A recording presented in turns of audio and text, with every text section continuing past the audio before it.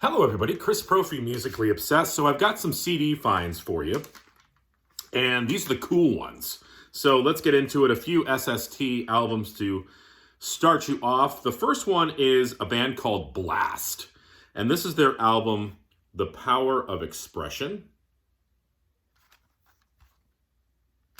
And basically, Blast sounds pretty much like Black Flag. So if you are into Damaged era Black Flag, check out the band Blast. They have a few albums on the label. Next, speaking of Black Flag, Greg Ginn, the guitarist, has had a lot of side projects. He's released a lot of music, some good, some bad, some kind of in the middle. This is probably one of those in the middle bands. A band called Confront James.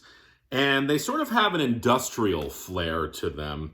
I picked up a couple of their albums. I have another one on CD as well. This is their album called Ill-Gotten Hatred. And this came out in 1995. And this does have vocals, but like I said, the percussion is very industrial. This is their album Test One Reality. And this came out in, I think, 95 as well, if my eyes don't deceive me. Okay, next, the last SST one I want to show you. This was a band that I had never heard of, and I kind of stumbled upon them. They're a band called Good For You. And this is a 3 CD collection of all of their recordings. Again, very Black Flag sounding, and those are the 3 albums you get on here.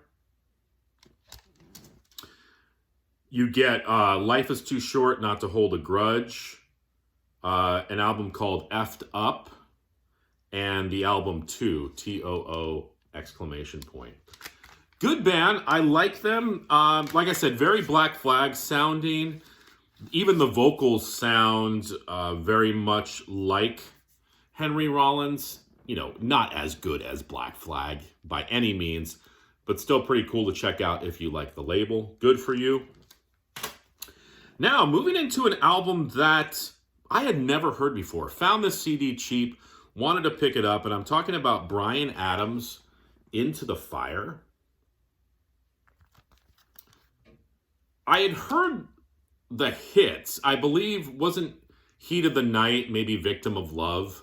But the other stuff I had never heard, and I really, really like this album. What year did this come out?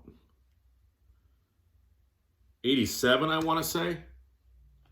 Did this not get the hype of other Bryan Adams releases? I'm not sure. I like it. I just don't ever remember any of my friends having this record. Maybe we had moved on to bigger and better things.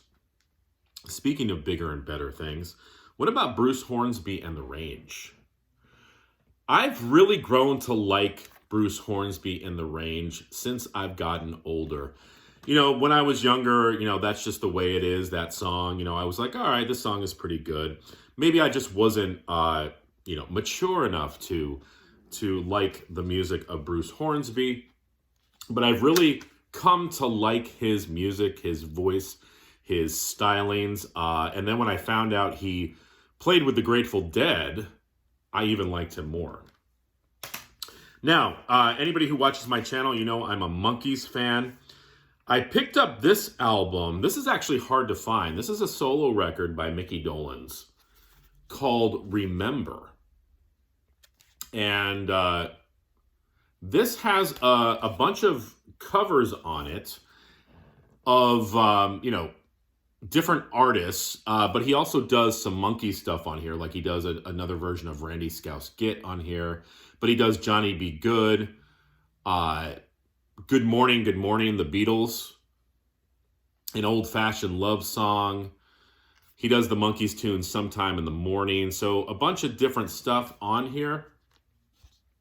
And it comes with a booklet, and it's a very interesting release. Sort of one of those albums that, unless you were seeking out Mickey Dolenz stuff, you probably passed this one by. But Mickey Dolenz, Remember. It sounds like it could be cheesy, but it's not. The arrangements are natural and sort of subdued, and Mickey Dolenz is in great voice. So if you like him and you like the Monkees, I check out this record. Couple other ones for you. Never heard this before, but I like Elton John. This is Elton John with the Melbourne Symphony Orchestra. So any Elton John fans out there, you can let me know what this album is all about. You know, he does 60 Years On. Sorry Seems to Be the Hardest Word. The King Must Die. Tiny Dancer, a.k.a. Tony Danza. Madman Across the Water. Candle in the Wind. You know, Burn Down the Mission. Don't Let the Sun Go Down on Me. So, you know, the hits are on here. And I haven't even listened to this yet. This is 1987.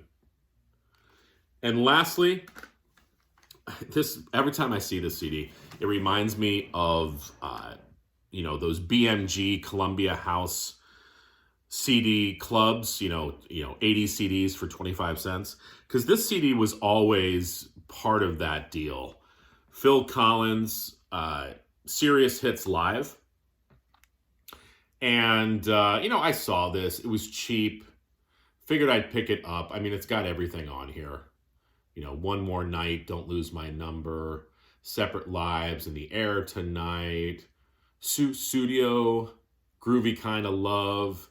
You know, so I'm thinking the next time I'm entertaining somebody at my apartment, maybe I'll throw this on. Bring back the memories. Bring back that spark of the 90s, right? Did this come out in the 90s? 1990. Just got in there. So there you go. There's the cool CDs. There might be a video coming up with some uncool CD finds. I don't know. We'll see.